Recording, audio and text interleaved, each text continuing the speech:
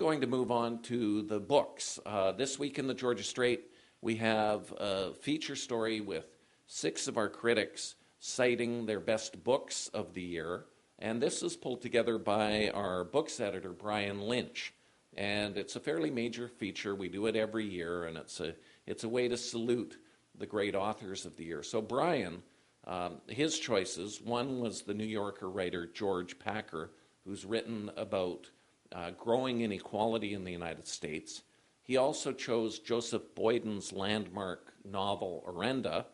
And Joseph Boyden, he's half First Nations, and he's written a book about the Huron encountering white settlers in Ontario in the 17th century. And the third book of Brian's was by Margaret Macmillan, which dealt with the origins of the First World War. And Margaret Macmillan is a very well-known Canadian historian and appears on lots of these types of lists. She's perhaps best known for her book, Paris 1919. I also contributed 3 books to the list. One was Denise Chong's, I think, a beautiful book called Lives of the Family, which tracks the Chinese immigrants in Ottawa in the 1950s. And what I found so fascinating about this book was how well Denise Chong was able to combine the stories of people in China and the family members and then the people who came to Canada, because it was such a tumultuous time in China, and particularly southern China, because you had, first of all, the Japanese occupation of China throughout the Second World War, and then as they were driven out, you had the Civil War between the Kuomintang and the nationalists under Chiang Kai-shek and Chairman Mao and the communists. So this was a monumental, titanic struggle, and eventually the communists were successful, but that had major ramifications for the people who had relatives in Canada, because the ones who had relatives in Canada often sent money, so they were landowners and they were quite prosperous. And I'd never fully appreciated this until I read Denise Chong's book, Lives of the Family.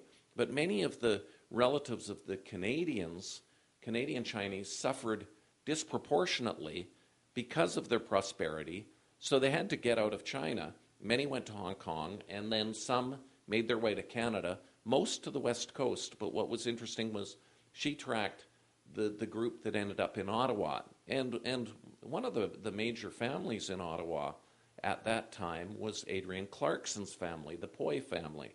And Adrienne Clarkson, she was a refugee from Hong Kong, came during the Second World War when she was 2 years old with her father and her family, and then she went on to become Canada's Governor General. So it's quite an amazing immigrant success story.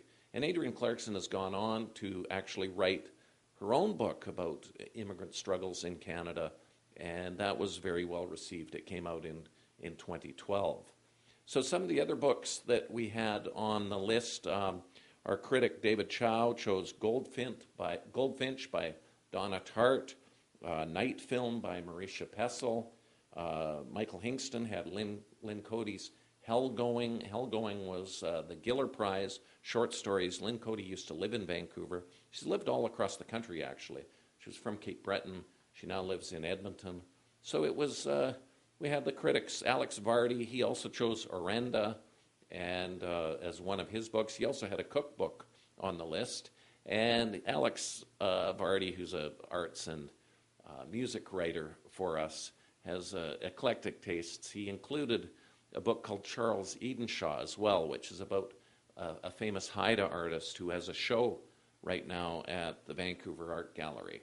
So if you like books, pick up this week's edition of the Georgia Straight, because it's a real feast, and you can find out what our critics enjoyed the most. There's another serious story in Vancouver this week, with including racism, and that involves the Komagata Maru Memorial, which is down at Harbor Green Park. And it's a popular destination, particularly for tourists and some of South Asian descent. But the Komagata Maru came to Canada in 1914. It was a vessel chartered by a man named Gurdit Singh, and it was a challenge to the racist immigration laws of the day. You couldn't come to Canada on you had to come on a continuous journey. But if you were coming from India, South Asia, British Empire at that time, you had to stop for provisions in Hong Kong because it was impossible to make the entire journey. Well, the problem was that that basically shut off immigration from South Asia. So Gurdat Singh chartered this vessel, came to Canada, was in the harbor. They wouldn't let the people off the ship. It was sent back to India where some of them were shot by the British. And this memorial is at Harbour Green Park, and unfortunately a man was vandalizing it and doing some pretty despicable things to the memorial, and now the police are investigating. So I'm very happy to be here with WOW TV. That's all we've got for today. I'm Charlie Smith, editor of the Georgia Strait, and thanks for watching.